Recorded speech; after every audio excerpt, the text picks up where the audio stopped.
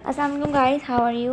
और होपफुली सब आप खैरियत से होंगे और यार हम इंजॉय कर रहे होंगे एज़ यूजुअल, जो जैसे मैं इंजॉय कर रही हूँ।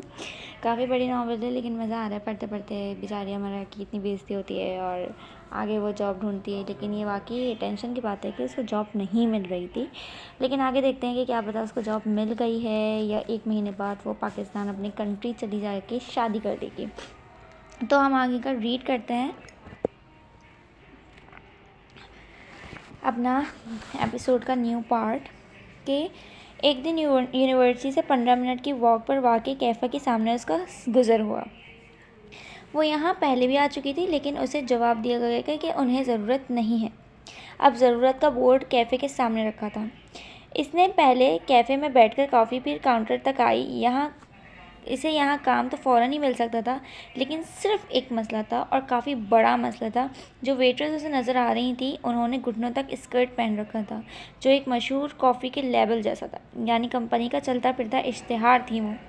इसलिए इश्तिहार से कोई मसला नहीं था, लेकिन वो स्कर्ट तो नहीं पहन सकती थी और जो हालात जा रहे थे उनको मद्देनज़र रखते हुए वो वाहिद नज़र आने वाली ज़रूरत के मौके को हाथ से जाने भी नहीं दे सकती थी।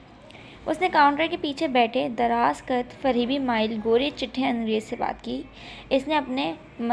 इसने मरहा से चंद सवालात पूछे और उसे हाँ कह दिया।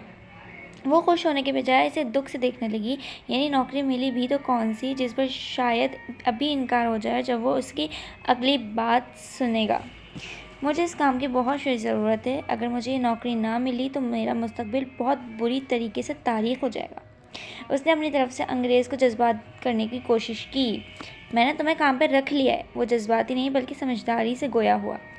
मैं स्कर्ट नहीं पहन सकती, मैं जीन्स पर ये शर्ट पहन लूँगी बस।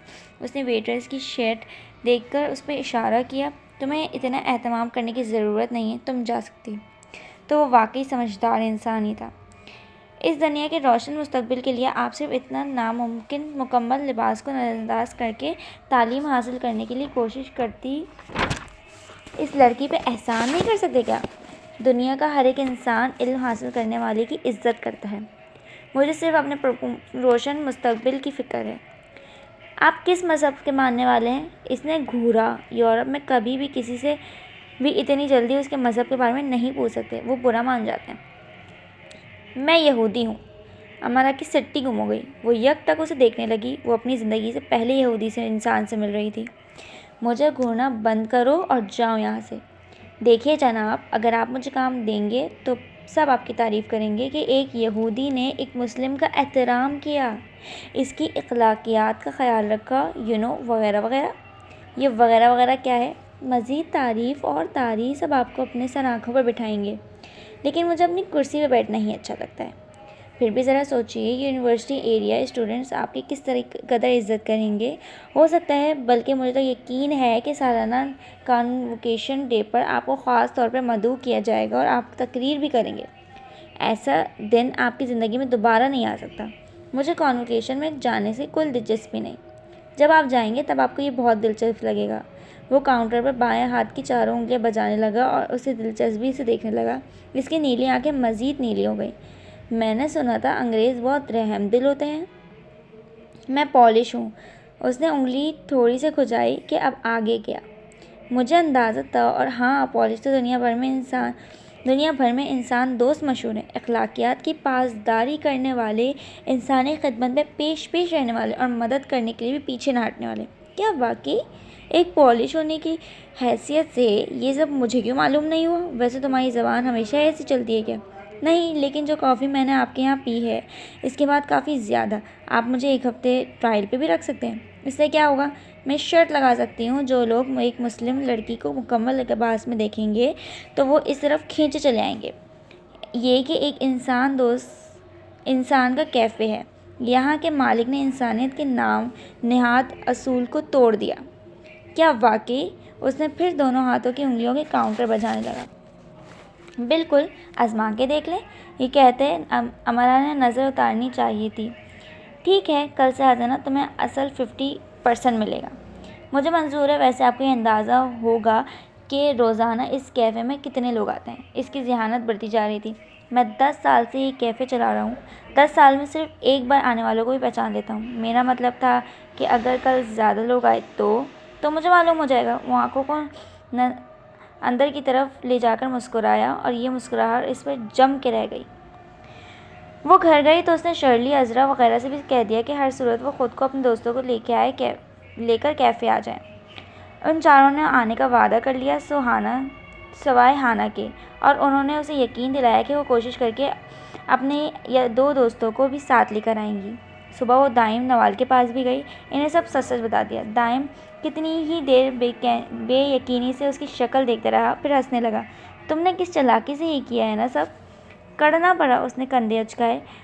मैं अपने हमजमातों और दोस्तों को भी कह देता हूँ। कितने दिल का ट्रायल है, 1 हफ्ते का। अगर रोज़ 8-10 लोग आएँ तो 8-10 तो कम है, आखिरी दिन तक तो मैं काफ़ी ज़्यादा कर दूँगा। ये ठीक है।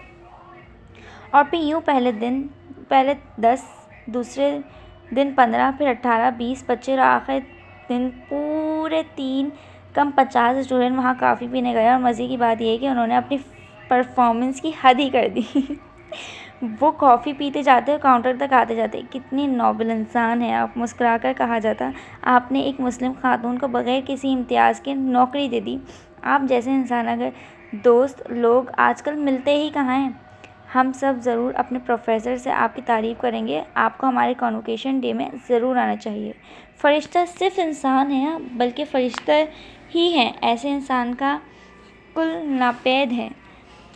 अब हम हर रोज़ सिर्फ यहाँ आया करेंगे कॉफ़ी पीने। 6 दिन हर परफॉर्मेंस के साथ साथ वो मुस्कुराता रहा। मैंने अपनी ज़िंदगी में बहुत बड़े बड़े ड्रामे देखे हैं, लेकिन आज 6 दिनों में यूनिवर्सिटी वालों ने मेरे कैफ़े में जो ड्रामा सेक्शन किया है वो सबसे शानदार रहा। वो बुलंद बांग कहकर लगाते रहे। वो मायूसी खड़ी काउंटर पर हाथ रखे उसे हंसते हुए देख रही थी। उसका तो ख्याल था कि वो कामयाब प्लान था, लेकिन तुम एक कारोबारी इंसान को उल्लू नहीं बना सकती। राइट, उसने कमज़ोर सा राइट कहा।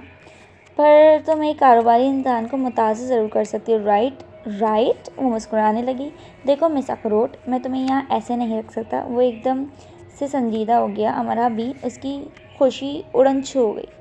काफ़ी कंपनी इस ड्रेस के लिए मुझे पे करती है और इस कैफ़े के 50% मालिकाना हुकूक की कंपनी के पास ही हैं, लेकिन क्योंकि मेरी दिलचस्पी बढ़ गई है, मैं यूनिवर्सिटी के कॉन्वोकेशन में बुलाया जाऊंगा, तो मैं तुम्हें आर्जी तौर पे यहाँ रख सकता हूँ। जब तक तुम्हें कहीं और नौकरी नहीं मिल जाती तुम यहाँ काम कर सकती हो, लेकिन अगर कंपनी ने एतराज़ किया तो मुझे तुम्हें यहाँ से फ़ौरन निकालना पड़ेगा। कंपनी एतराज़ नहीं करेगी, वो खुशी से निहाल होकर बोली। क्यों, तुम्हें कैसे पता? मैं दुआ करूँगी कंपनी एतराज़ ना करे। तुम ये दुआ करनी करती कि तुम्हें अच्छा सा काम मिल जाए। वो भी कर रही हूँ साजा, लेकिन फ़िलहाल मुझ पर यही दुआ वाजिब है कि कंपनी एतराज़ ना करे। और मुझे अखरोट मत कहिए, मुझे मिस चिलगोज़ा कह सकते हैं, क्योंकि मुझे चिलगोज़े बहुत पसंद है। वो खुशी से बोलती जा रही थी। कैफ़े से बाहर मानसरे की सड़कों पर उतरने वाली इस रात बहुत रोशन थी, और जब स्याही सफ़ेद हो जाए, रातें रोशन हो जाए, तो ज़िंदगी शाखों को नई कोपलें फूटती हैं, खुशबू देती हुई, फूलों से लदी हुई। वो काम करने लगी, क्लासेस में भी मसरूफ़ हो गई। साथ ही उसने भी नूडल्स खाना शुरू कर दी। अपनी पहली तनख्वाह से उसने सबसे पहले हाना की पसंद के नूडल्स का एक बड़ा सा पैकेट लिया, जो वो 2 हफ्ते तक खा सकती थी। साथ ही अंडे, दूध के डब्बे, जैम, डबल रोटी लेकर उसने फ्रिज को भर दिया ताकि वो सब भी इस्तेमाल करें। अब उसे रिहाइश की तलाश थी। गो शर्ली ने उसे कह दिया था कि वो इतनी परेशान ना हो रिहाइश के लिए, लेकिन वो परेशान थी। अगर उन्होंने उसे खंदा परेशानी से अपने साथ रखा हुआ था तो इसका मतलब ये नहीं था कि वो उसे ढीठ बनकर मुस्तकिल वहीं जम जाती और बहाने बनाती कि उसे रिहाइश नहीं मिल रही। चूँकि उसे शुरू से ही बहुत ज़्यादा खाने की आदत थी, तो अभी वो मुकम्मल तौर पर अपने भूख पर काबू नहीं पा सकती थी। चुन्ने मुन्ने नाश्ते से वो उसका कुछ बनता ही नहीं था। इससे ज़्यादा तो शाम की चाय में उड़ जाया करती थी। दोपहर के खाने के वक्त यूनिवर्सिटी में उसे किसी न किसी से ट्वीट मिल जाती थी। ट्वीट, हाँ, तो ट्वीट का किस्सा कुछ यूँ था कि किसी भी फ्रेंड या हाय हेलो फ्रेंड के क्लास फेलो के पास जाया जाता और उससे कहा जाता, ट्वीट मी प्लीज़, मुझे ट्वीट दो। अगर वो चाहता या फूड अफोर्ड कर सकता तो उसे ट्वीट कर देता, यानी 1 कप चाय, 1 कॉफ़ी या कोई भी ड्रिंक पिला दी जाती जो मांगने वाला चाहता। ट्वीट मांगने वाले को ट्वीट वापस भी करना होती। दाइम ग्रुप ने अपनी सारी ट्वीट्स उसे दे दी थी जो वो इकट्ठी करती फिर रही थी। अब मंजर कुछ यूँ होता कि दाइम या नवाल उसे कहते, वो जो सामने जिब्रान बैठा है इसके पास मेरी 6 ट्वीट्स हैं, उसके बाद कहो जाओ और कहो दाइम की ट्वीट मुझे दे दो। वो जाती और कह देती। इस तरह उसे शर्ली, अजरा और ऐसे ही दूसरे हाय हेलो दोस्त ने अपनी ट्वीट्स दे दी थी। अक्सर जिनकी 3 या 4 ट्वीट्स इकट्ठी हो चुकी होती तो उनका बर्गर खा लेती, लेकिन बर्गर के सैंडविच, पिज़्ज़ा खाए जाने पर एक एक्स्ट्रा ट्वीट मनफी हो जाती। यानी अगर 4 ट्वीट्स हैं तो 3 का बर्गर और एक मनफी, यानी बाकी 0। और अगर 3 ही थी तो एक जमा हो जाती, यानी बर्गर खाने वाले के खाते में एक ट्वीट आ जाती। पहली बार तो हमारा को काफ़ी से ज़्यादा शर्म आई, फिर उसने महसूस किया कि अमीर कभी स्टूडेंट भी ऐसा कर लेते तो वो भी करने लगी।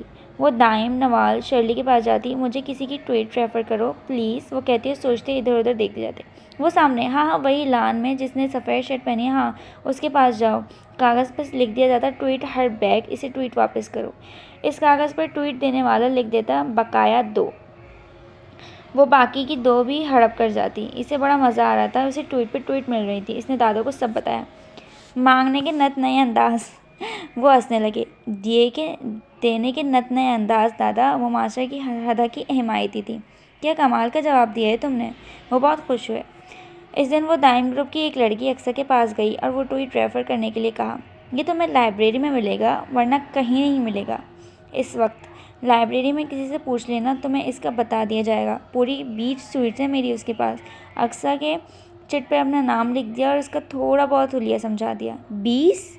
उसने हमारा के मुंह में पानी भर दिया। आराम से 4-5 बर्गर खाए जा सकते हैं। कॉफ़ी भी 2 हफ्ते आराम से निकल जाएंगे। यानी अगले 2 हफ्ते के लिए बिल्कुल ख्वार नहीं होना पड़ेगा। वो लाइब्रेरी में आ गई और सरगोशी के अंदाज से काउंटर में उसका पूछा। मैं समझ नहीं पाई, कौन सी किताब चाहिए। उफ़, किताब नहीं चाहिए, आलियान का पूछ रही हूँ, जिसके बड़े बड़े कान हैं। अमरा ने कानों का हवाला दिया, जबकि अक्सर ने कहा था कि लाइब्रेरी में जो खूबसूरत लड़का दुनिया माफिया से बेखबर किताब पढ़ा होगा वही होगा। कानों का तो उसने मजाकन जिक्र किया था। एक हल्की सी मुस्कुराहट लाइब्रेरियन के चेहरे पर नमूदार होकर मासूम हो गई और उसके हाथ से इशारा करके बताया कि वो कहाँ बैठा है, और उसके पास आई और अज़रा, जिस पर अक्सर की लिखाई में ट्वीट लिखा था, उसके आगे किया। उसने अपनी मोटी सी किताब से नज़र हटाकर इस चर्ट को पढ़ा, फिर जिस तरह उस हाथ ने इस चर्ट को थाम कर रखा, उसे खफकी मतलब नाराज़गी से घूरा। इसके पेशानी पर एक पतली सी लकीर बनकर गायब हो गई। सॉरी, इस वक्त नहीं, उसने आहिस्तगी से कहा। पर किस वक्त? बस आज नहीं, इनफैक्ट अगले हफ्ते तक नहीं। बराए मेहरबानी इससे पहले मुझे तंग न किया जाए। पर मुझे तो अभी इस वक्त लगी है भूख। इसकी तेज़ आवाज़ भूरी आंखों वाला हैरान रह गया। पेशानी पर खफकी इसके 2 बार लकीर बनकर उभरी और वहीं बरजमान रही। मुझे मेरी ट्वीट दो, अमरा ने दोनों हाथ सीने में बांधकर थोड़ी तेज़ आवाज़ में कहा। ये वही था ना जो उस दिन वेलकम वीक के दौरान इस पर चिल्ला रहा था, और अब वो इस पर चिल्ला सकती थी। मैं नहीं दे रहा, उसने ज़रा सख्ती से कहा। मैं क्या करूं, मुझे तो भूख लगी है। उसने इस तरफ आते हुए एक और काम किया। इसने कागज़ पर खुद ही सैंडविच लिख दिया। इसकी बुरी आंखें एक लहजे के लिए स्याही माइल हुई।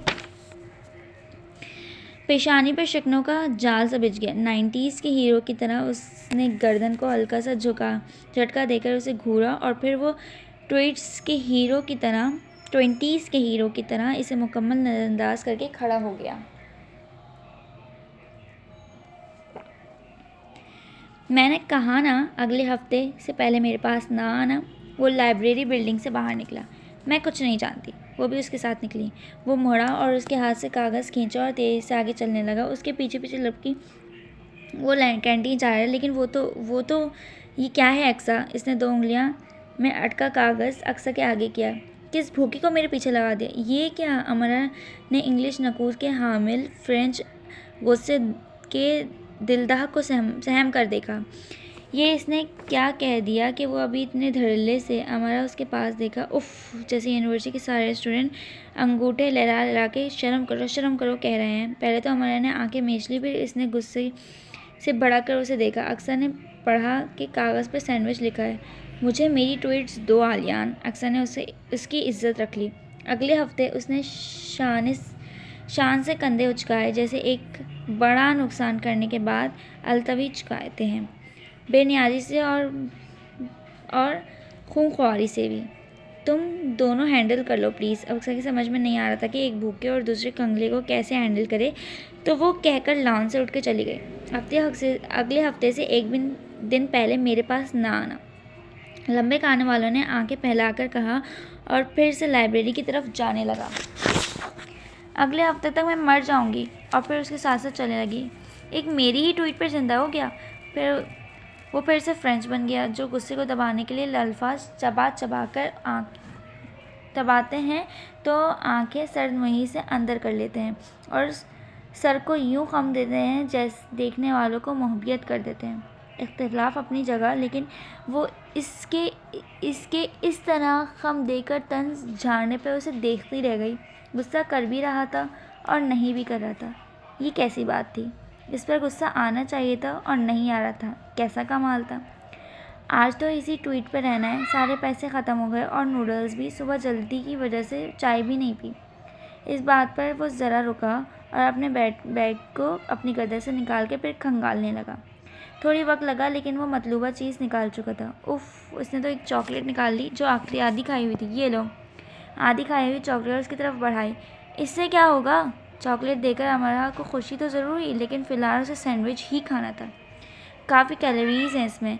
बुरी आंखें वाले ने बैग को वापस गले में डाला, एक हाथ जीन्स की जेब में और ऐसे खड़ा हो गया जैसे इसका फ़ोटो सेक्शन हो रहा हो। लॉर्ड मेयर जवानी के दिनों में यूनिवर्सिटी में चैरिटी करते हुए। फ़ोटो सेक्शन का कैप्शन, इससे बढ़कर और क्या हो सकता है? मुझे कैलोरीज नहीं चाहिए, खाना चाहिए। तो ये क्या भूसा है? लॉर्ड मेयर ने भुएं उचकाईं और कुछ ऐसे उचकाईं कि पेशानी पे गिरे भूरे बालों से जा मिली। और ये छोटी भी है, छोटी और आधी खाई हुई। फिर मैं इसे क्यों किसी मुंह पे खाई हुई खाऊं? भुएं इसके बार सवालिया से उचकी। यानी इतनी ईगो है तुम में? अच्छा, सच में? दूसरी तरफ से खा लो, आगे खिलाना फेंक देना। वो मुंह बनाए खड़ी रही। उसने फिर से बैग खंगाला और एक पैकेट निकाला जिसमें रैपर को एक रैपर से बंद किया हुआ था ताकि अंदर मौजूद मवियाजात बैग में ना बिखर जाएं। पैकेट बिस्किट का लगता था। ये लो और ये भी लो। चॉकलेट और बिस्किट दोनों उसके आगे किए। इसने दोनों पैकेट पकड़ लिए। एक में मौजूद चॉकलेट तो उसने देख ली, दूसरे में की पिन निकाली तो बिस्किट का चूरा निकला। मुझे क्या समझ रखा है? चैरिटी कर रहे हो? अमारा को बुरी तरह बुरा लगा, लेकिन जैसे उसने सुना ही नहीं, वो तेज़ी से लाइब्रेरी की तरफ जाने लगा कि इतना कुछ देने के बाद भी वो ऐसी चिल्ला रही है तो कैसी बुरी बात है। जो दोनों पैकेट हाथ में लिए खड़ी है, इसे तो आप जानते ही हैं, लेकिन जो जा चुका है, क्या इसे जानते हैं? आर्यन मार्गरेट। वो अपनी माँ के नाम के साथ पहचाना जाना चाहता था। Thank you so much. तो आज के इस एपिसोड में हमने पढ़ा कि उसको बड़ा मज़ा आ रहा था, उसको जॉब मिल गई थी और काफ़ी ड्रामों के बाद, लेकिन और उसको ट्वीट भी मिलती जा रही थी। तो हम आके देखते हैं कि हमारा आलियान की इस ट्वीट्स के बाद क्या करेगी, क्योंकि आलियान भी कंगाल है और वो भूखी। तो हम देखेंगे आगे के एपिसोड में कि क्या होने वाला है। Thank you so much.